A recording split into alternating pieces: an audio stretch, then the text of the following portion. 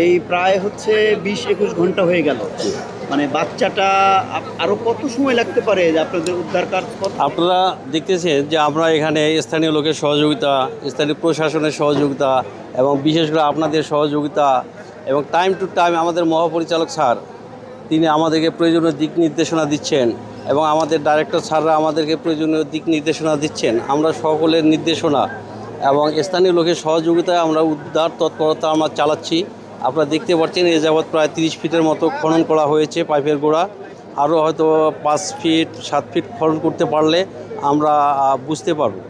আপনারা জানেন যে 12 ইঞ্চি ডায়া বিশিষ্ট একটা পাইপ এখানে ছিল, বোরিং করেছিল। পাইপটি উঠানো হয়েছে, বাট গর্তটা কিন্তু বন্ধ করা হয় না। ওই গর্তের ভিতরে গতকাল আনুমানিক 2 বছরের ছোট একটা বাচ্চা সেখানে পড়ে যায়। সংবাদ পাওয়ার সঙ্গে সঙ্গে ফায়ার সার্ভিসের 8টা ইউনিট ঘটনাস্থলে আসে এবং গতকাল থেকে আমরা আপ্রাণ চেষ্টা করতেছি। আপনারা সবাই অবগত আছেন যে ফায়ার সার্ভিসের লোকজন স্থানীয় লোকের সহযোগিতায় কি নিরলস ভাবে কাজ করে যাচ্ছে। আমরা চেষ্টা করতে আমাদের কোনো ত্রুটি নেই। আপনারা অবগত আছেন, আপনারা দেখতেছেন যে 12 ইঞ্চি গর্তের ভিতর যে আমরা 6 ইঞ্চি একটা পাইপ আনুমানিক 35 ফিট একটা পাইপ ঢোকানো আছে। ওই পাইপটা 35 ফিট যাওয়ার পর আর যায়নি।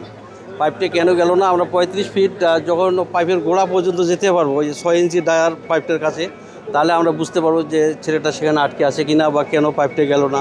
আমরা আশা করি আমার খুব সম্ভব আমরা ভালো একটা রেজাল্ট দিতে পারবো।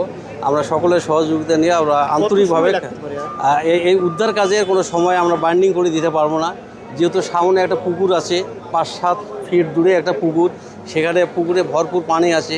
আমরা এদিকে সতর্ক থাকতেছি যেন পুকুরের পানি যেন গর্তের মধ্যে আবার না ঢুকে যায়।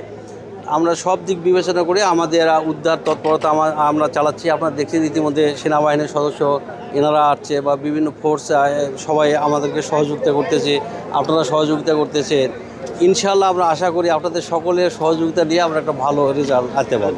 বাচ্চাটা বেঁচে থাকার সম্ভাবনা আছে। জি।